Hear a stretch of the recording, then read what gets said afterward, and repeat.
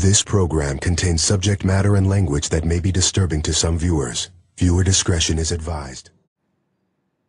The term inhalant does not refer to a specific compound, but to a method of substance use that introduces any wide variety of compounds into the user's body.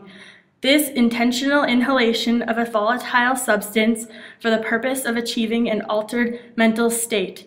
Inhalation of a toxic agent is also known as huffing, sniffing, bagging, and spraying.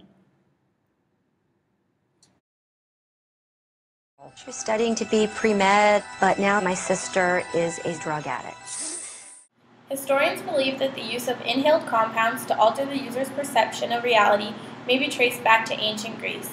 People would inhale fumes from a volcanic vent and then, while in a state of delirium, deliver prophetic statements. Cool, huh? In the 19th and 20th centuries, various solvents became available more easily, and these compounds were quickly abused by inhalation. Until the 1950s and 60s, mainstream media paid little attention until the practice of sniffing glue became popular. Liquid glue often contained the compound toluene, which, when inhaled, can alter the individual's consciousness. Toluene has since been removed from glue. The inhalant that Allison uses is a duster cleaner for computers. The chemical content is called toluene. Avoid skin contact with freezing liquid. Avoid inhalation. Keep out of reach of children. In many third world countries, inhalant abuse helps to dull the individual's awareness of hunger. It is especially popular in Europe and Japan for recreational purposes. Inhalants are not a drug. Inhalants are a range of compounds with the same method of abuse. A true inhalant is absorbed through the lungs and then passed into the general circulation from there. Common inhalants used are various cleaning agents, herbicides, pesticides, gasoline, kerosene, certain glues, paint thinner, and some chemicals used in felt tip markers. There are approximately 1,400 available products to be inhaled worldwide. These products fall under 4 categories called the Espelans classification system: volatile solvents, aerosols, nitrates, and anesthetic gas. Volatile solvents including paint, nail polish remover, and lighter fluid. Aerosols including hairspray, spray paint, and room fragrances. And nitrates including butyl nitrates, amyl nitrate, packaged in ampules or capsules, used for treatment of angina, often broken open and inhaled. General anesthetic gases, called laughing gas by dentists, is often sold at rave concert, and it is the hardest to obtain. According to Anderson and Looms, the peak age of inhalant abuse is 16 to 17 years, with onset in children as young as 11 or 12 years of age. There are reports of children as young as 3 years old abusing inhalants. Therefore, it is important to keep in mind the fact that children do abuse inhalants on occasion. It is thought that over 2 million people in Canada have abused an inhalant in the past year. For children, inhalant use is mainly experimental, and use is limited without the children going on to develop any drug problems. If children were to engage in prolonged periods of inhalant abuse, the number of abusers in the past year would be much higher. One of the main causes of inhalant abuse is the fact that it is readily available in workplaces and in homes. Inhalants are legal, inexpensive, and easy to obtain. Abuse potential: quality and pattern of high, rapid onset of effect, low cost, availability, and legality.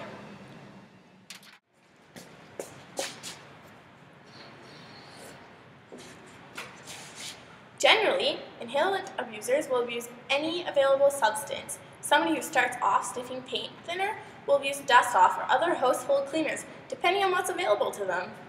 Inhalation intoxication resembles alcohol intoxication, stimulation, and loss of inhibition, followed by depression, disorientation of perception by time and space, similar to anesthetics, which slow down body functioning.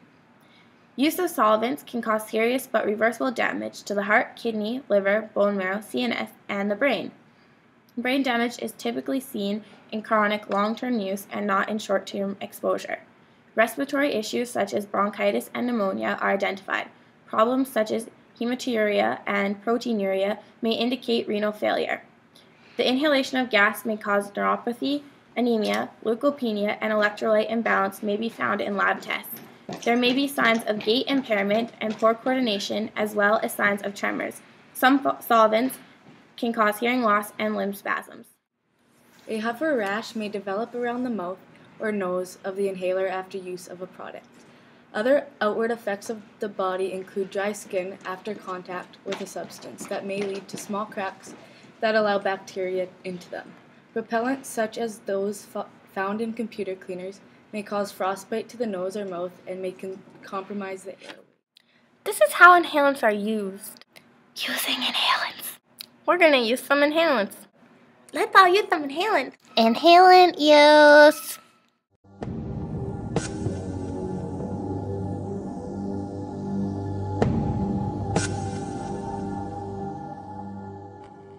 There are 4 different ways inhalants are used. They are spraying, Huffing. Sniffing. Bagging.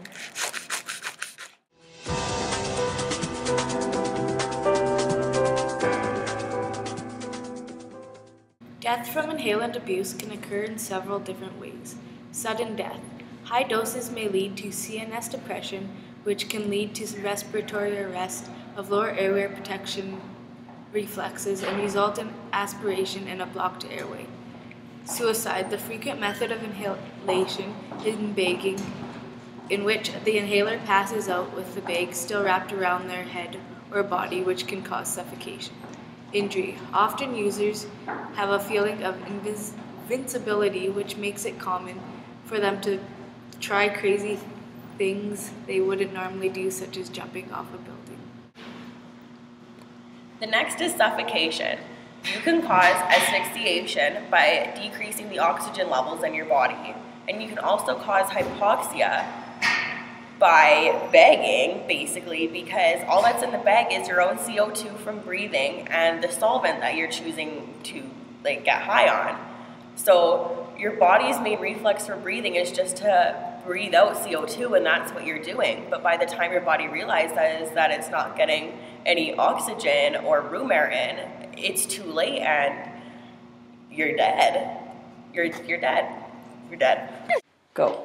Whoa, what are these marks all over my face? Those are burns. Inhalants are flammable, which can cause burns, especially in cases where you're smoking while inhaling. You gotta stop that, Jordan. I really do.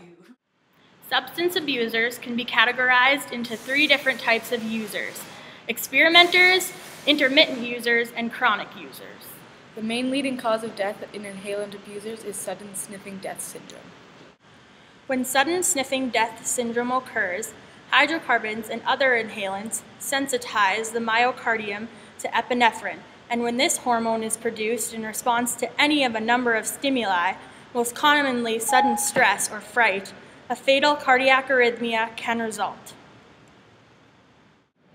Sudden sniffing death syndrome leaves no evidence that can be identified in an autopsy, which makes it a relatively invisible problem.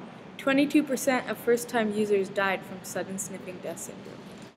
With short-term use, the most common cause of death is aspiration while the user is unconscious, or a combination of respiratory depression and hypoxia. Although overdose may occur, other factors are more common to cause death. In the 1970s, sniffing glue became popular among the youth punk subculture. It was a cheap high and it fit their image and it shocked the adult society. That's why in the 1970s and 80s, a lot of songs were written about sniffing glue or inhalants.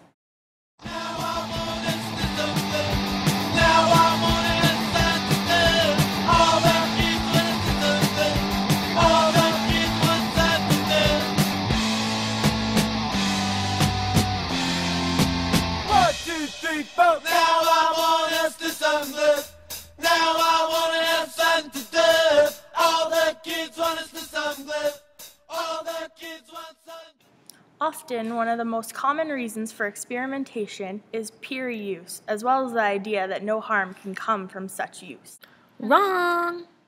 Other factors that influence inhalant use are Poor living condition. Trouble with the law. depressive or suicidal behaviors, troubles with family, history of abuse, violence, or abuse of other substances. Solvents and gases are ingredients in hundreds of available and inexpensive products, such as deodorant sprays, hairspray, and air fresheners. Inhalants can be found in households as well as drugstores. Often you don't even have to purchase the product to use it. Many people just go in and sniff whatever they'd like and walk out. Canada has few laws that prohibit the inhaling of substances in public places. That woman rings me up every single day, but the problem is it's not illegal, and I'm over 18. Did you know butane, which is found in lighters, is the most commonly abused solvent in the UK and accounted for 52% of solvent-related deaths in 2000?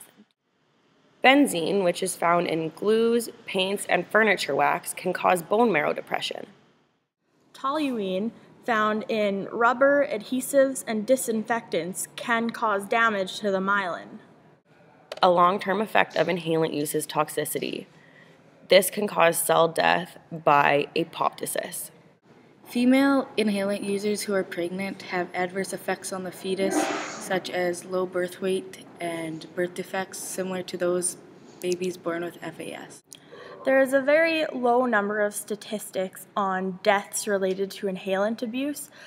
This is mostly because they're underreported, because most deaths are categorized as strokes or heart attacks, even if they are because of inhalant abuse. That's the end.